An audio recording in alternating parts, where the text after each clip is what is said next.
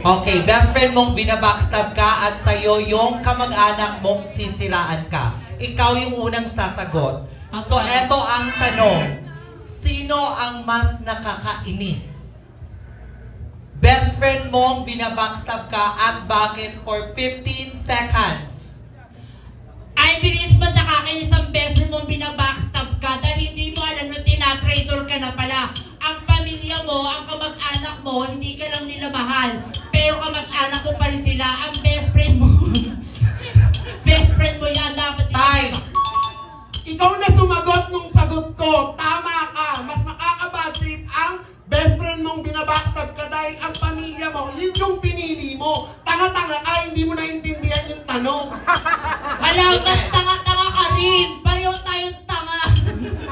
Mas nakakabatid ko kaibigan mong binabackstab ka. Dapat na lang parapan yung sinasabi sa'yo para naiintindihan mo.